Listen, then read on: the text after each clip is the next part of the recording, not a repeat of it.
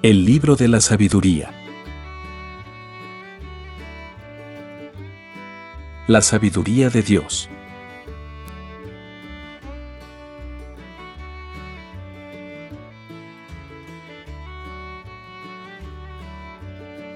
Capítulo 16.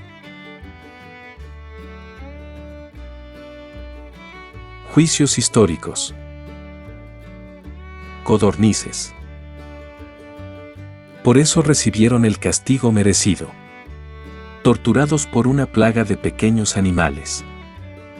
Frente a ese castigo, a tu pueblo lo favoreciste.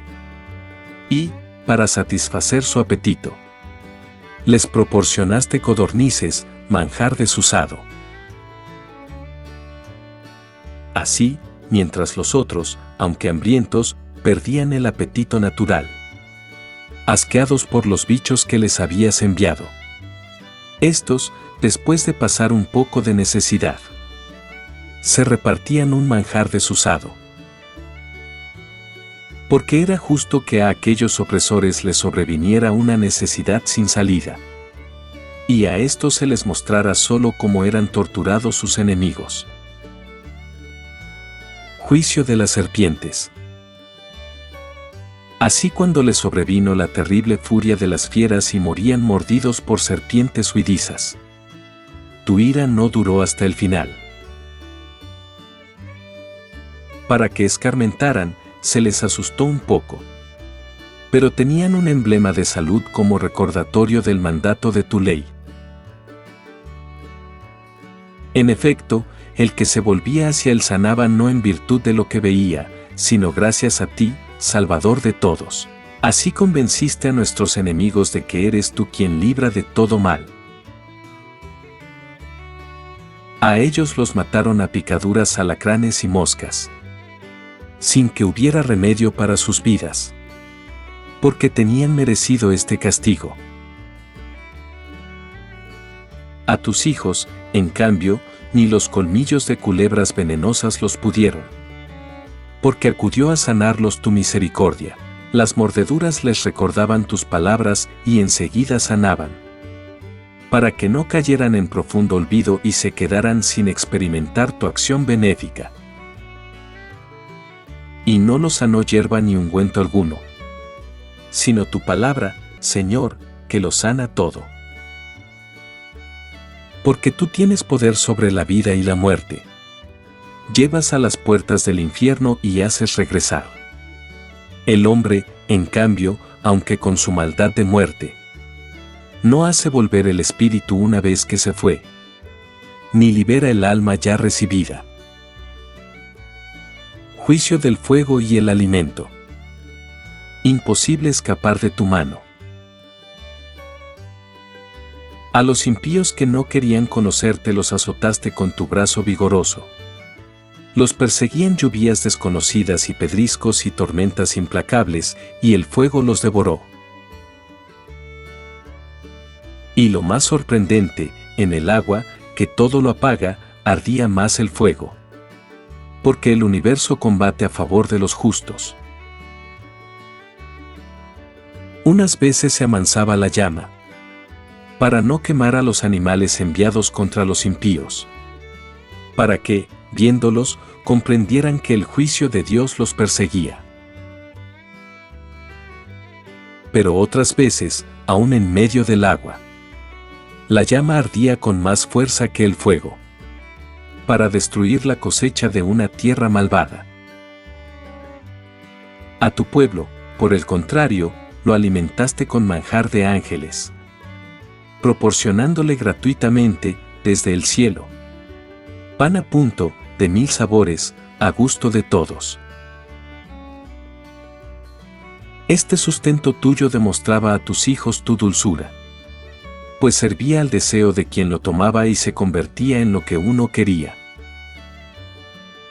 Nieve y hielo aguantaban el fuego sin derretirse, para que se supiera que el fuego ardiendo en medio de la granizada y centelleando bajo el aguacero aniquilaba los frutos de los enemigos.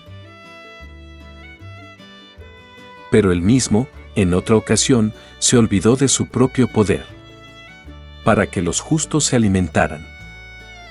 porque la creación, sirviéndote a ti, su creador, despliega su energía para castigar a los malvados y se calma para beneficiar a los que confían en ti. Por eso también entonces, tomando diversas formas, estaba al servicio de tu generosidad, que da alimento a todos, de acuerdo con el deseo de los que te suplicaban,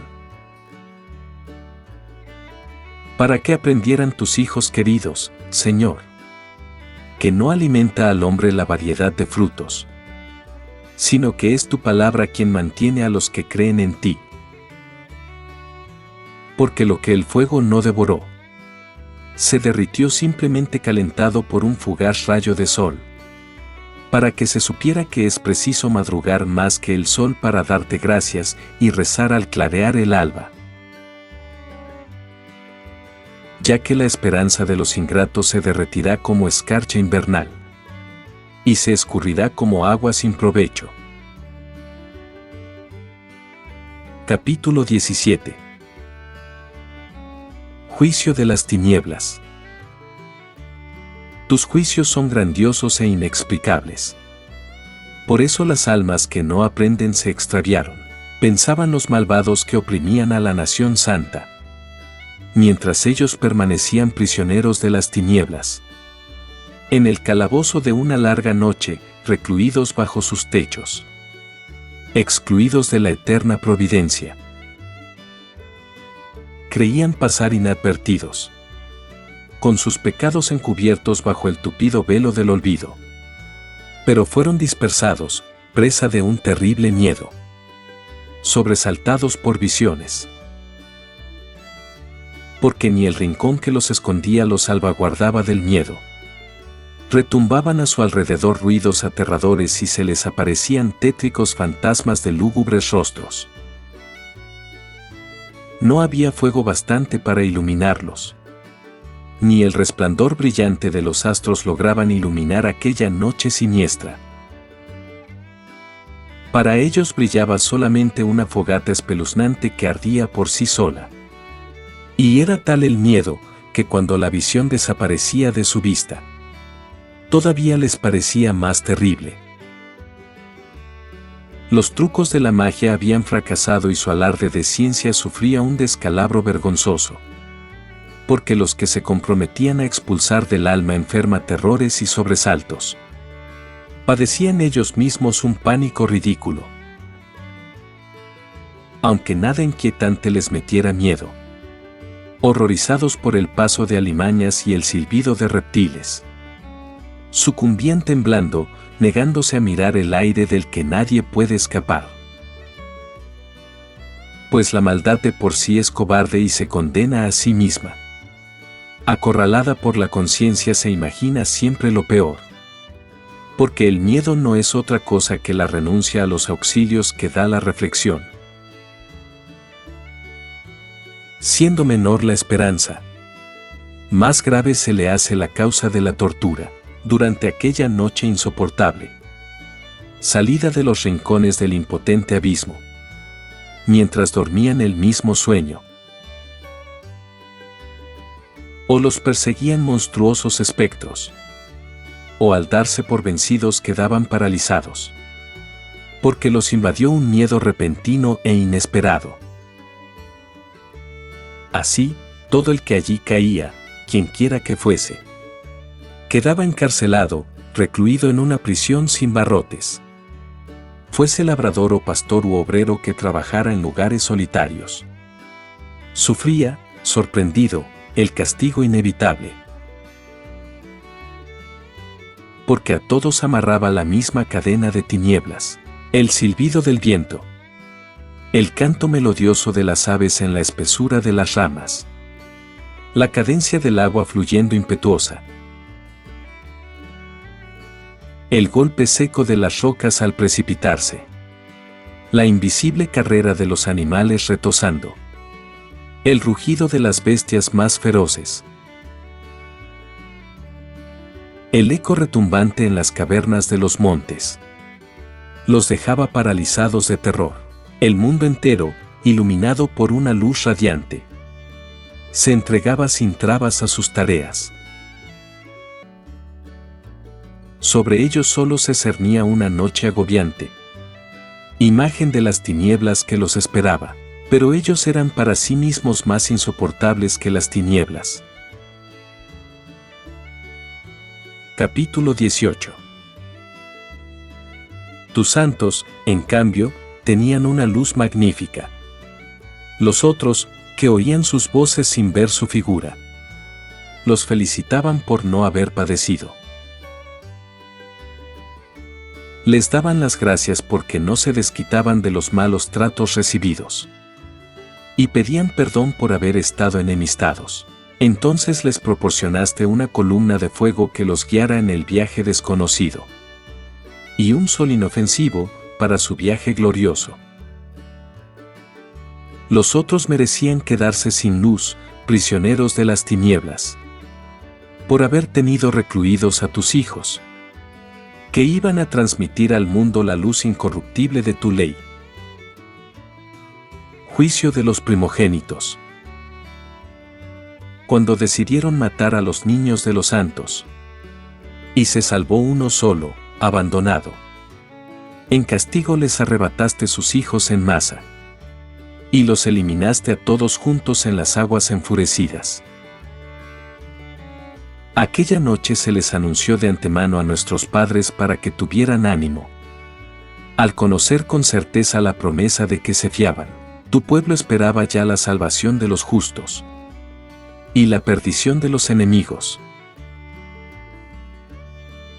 Pues con una misma acción castigabas a los adversarios y nos honrabas llamándonos a ti, los piadosos, hijos de los buenos.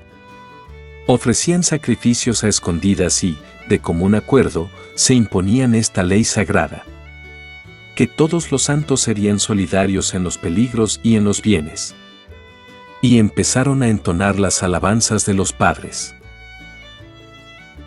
Les hacían eco los gritos destemplados de los enemigos. Y se propagaban los gritos lastimeros del duelo por sus hijos. Idéntico castigo sufrían el esclavo y el amo. El hombre del pueblo y el rey padecían lo mismo. Todos sin distinción tenían muertos innumerables, víctimas de la misma muerte. Los vivos no daban abasto para enterrarlos, porque en un momento pereció lo mejor de su raza.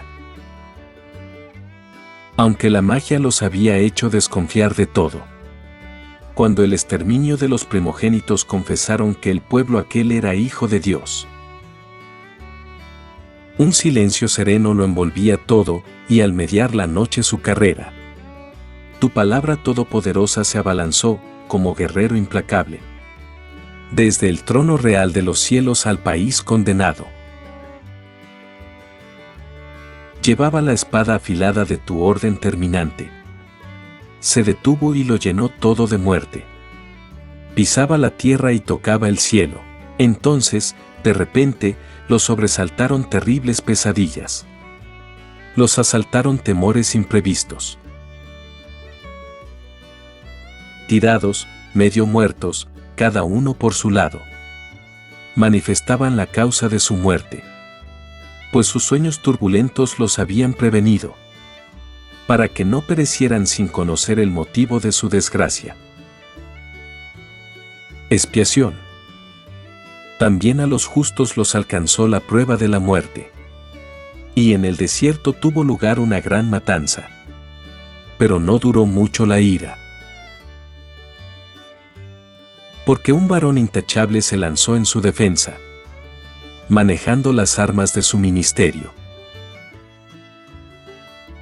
La oración y el incienso expiatorio. Hizo frente a la cólera y puso fin a la catástrofe, demostrando ser ministro tuyo. Venció la indignación no a fuerza de músculos ni empuñando las armas, sino que rindió con la palabra al que traía el castigo, recordándole los pactos y promesas hechos a los padres. Cuando ya se amontonaban los cadáveres, unos encima de otros, se plantó en medio y atajó el golpe, cortándole el paso hacia los que aún vivían. pues en su vestidura de tela estaba el mundo entero. Y el esplendor de los padres en las 4 hileras de piedras talladas. Y tu majestad en la diadema de su cabeza. Ante esto, el exterminador retrocedió atemorizado. Una sola prueba de tu ira bastaba. Capítulo 19. Juicio del Mar Rojo. Pero sobre los impíos descargó hasta el fin una ira despiadada. Porque Dios ya sabía lo que iban a hacer. Que los dejarían marchar y los apurarían para que se fueran. Pero luego, cambiando de parecer, los perseguirían. En efecto, antes de terminar los funerales, llorando junto a las tumbas de los muertos, tramaron otro plan insensato. Y a los que habían expulsado con súplicas, los perseguían como fugitivos. Hasta este extremo los arrastró una merecida fatalidad. Y los hizo olvidarse del pasado, para que completaran con un nuevo castigo lo que a sus tormentos faltaba. Y, mientras tu pueblo realizaba un viaje sorprendente, toparan ellos con una muerte insólita, porque la creación entera, cumpliendo tus órdenes, cambió radicalmente su naturaleza para guardar sin daño a tus hijos.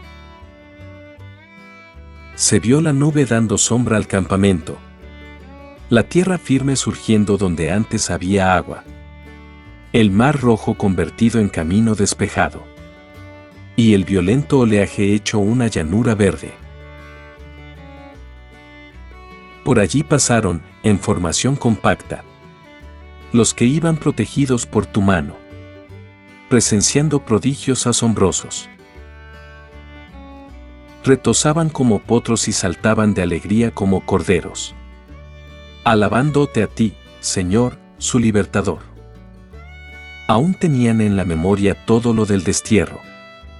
Como la tierra, y no los animales, produjo mosquitos. Como, en vez de especies acuáticas, el río vomitó cantidad de ranas. Más tarde vieron también un nuevo modo de nacer los pájaros. Cuando, acuciados por el apetito, pidieron delicados manjares. Pues, para satisfacerlos, salieron codornices del mar. Esclavizaron a unos emigrantes. Y a los pecadores les sobrevinieron los castigos. No sin el previo aviso de retumbantes truenos. Justamente sufrían por sus propios delitos. Por haber odiado cruelmente a los extranjeros. Sí, hubo quien negó hospitalidad a unos visitantes desconocidos. Pero estos esclavizaron a unos extranjeros que eran bienhechores. Más aún, ¿qué castigo no les tocará a aquellos por haber recibido hostilmente a los extranjeros? Pero estos, después de agasajarlos a su llegada, cuando tenían ya los mismos derechos, los maltrataron con trabajos inhumanos. Y también los hirió la ceguera, como aquellos otros, a la puerta del justo. Cuando envueltos en una densa oscuridad, buscaban a tientas la entrada de su casa. Metamorfosis de la creación. Los elementos se armonizan entre sí. Como en el arpa los sonidos modifican la clase de ritmo, conservando siempre el mismo tono. Y esto es lo que puede deducirse de lo que pasó. Pues los seres terrestres se volvían acuáticos. Y los que nadan, se paseaban por la tierra. El fuego acrecentaba su propia fuerza en el agua. Y el agua olvidaba su poder de apagar. Las llamas, por el contrario, no quemaban las carnes de los débiles animales que por allí merodeaban, ni derretían aquella especie de manjar divino, cristalino y soluble. Porque en todo, Señor, has engrandecido y glorificado a tu pueblo. Y nunca y en ningún lugar dejaste de asistirlo y socorrerlo.